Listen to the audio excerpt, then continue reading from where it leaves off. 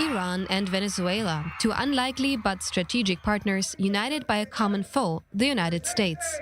Iran's President Ebrahim Raisi is touring Latin America. His first stop was Caracas, where he and his Venezuelan counterpart Nicolás Maduro signed agreements intensifying the relationship between the two countries.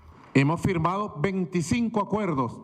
We have signed 25 agreements during this historic visit of President Raisi, and during these hours we're still negotiating new agreements for new investments. We have to make the most of these hours of this historic visit to conclude negotiations for new projects, new agreements, new investments in all areas of oil, petrochemicals, refining, gas, mining, gold, iron, bauxite. Both oil-rich countries are suffering from U.S. sanctions. Venezuela for its lack of combating narcotic trafficking, the violent crackdown on protesters and irregularities in the last presidential elections.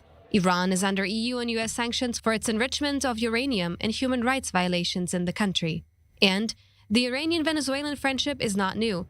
In 2022, both countries signed a 20-year cooperation plan on oil and defense when Maduro visited Tehran. Iran, too, sent oil to Venezuela to help struggling refineries there and to circumvent imposed sanctions. The new and old cooperation agreements are a signal for the West, specifically the US. The Islamic Republic's foreign policy has always been to maintain ties with independent nations. Venezuela has showed exemplary resistance in the face of threats and sanctions by enemies and imperialism. Only last week, Nicolás Maduro traveled to Saudi Arabia, where he met with Crown Prince Mohammed bin Salman. Just shortly before, U.S. Secretary of State Antony Blinken arrived in the kingdom, and after Iran and Saudi Arabia had re-established ties via a Chinese initiative in March. All of this comes against the backdrop of ever-rising tensions with the U.S. Iran continues to enrich uranium, while a return to a nuclear deal seems more than unlikely. And the Islamic Republic is known to be delivering drones to Russia for use in Ukraine.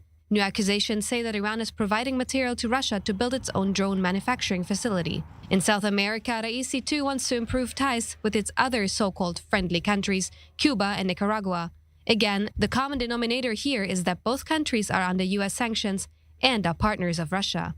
The message the Islamic Republic and Venezuela want to send seems clear. Countries targeted by U.S. sanctions do not have to be isolated on the world stage if they improve cooperation with each other.